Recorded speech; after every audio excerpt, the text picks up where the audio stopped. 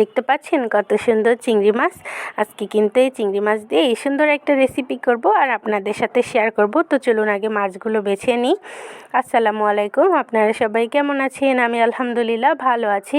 এই যে দেখতে পাচ্ছেন আমার আব্বু কি সুন্দর মাছ নিয়ে এসেছে। চিংড়ি মাছ কিন্তু আমার অনেক মজা লাগে। হ্যাঁ, তো এই চিংড়ি মাছগুলো এখন বেছে নিতে হবে। এই যে মাছগুলো আগে আমি একটা পাতার উপরে নিয়ে নিলাম। এখন এই মাছের মাথার এখানে চাপ দিয়ে তারপরে একটু লেজটা কেটে নিব।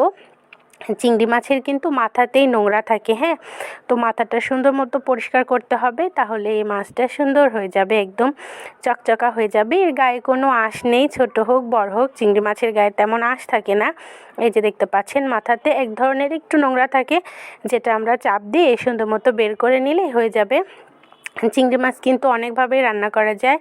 লাউ দিয়ে ভালো লাগে, তারপর অনেকে বেগুন দিয়েও রান্না করে, ভুনা করলেও ভালো লাগে।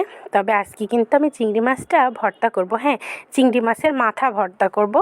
তো চিংড়ি মাছটা আরেকদিন শেয়ার করব আপনাদের সাথে কি রান্না করি। আজকে কিন্তু রেসিপি চিংড়ি মাছের মাথা ভর্তা করব।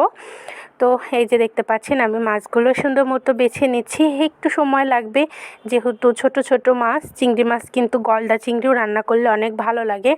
এই যে দেখতে পাচ্ছেন আমি সুন্দর মতো এটা বেছে নিচ্ছি। একটু সময় লাগবে আমার বেছে নিতে, কারণ মাছগুলো একটু ছোট ছোট আছে, তো এই জন্য। তো আমি আস্তে আস্তে সময় নিয়ে মাছগুলো সুন্দর মতো বেছে নিচ্ছি।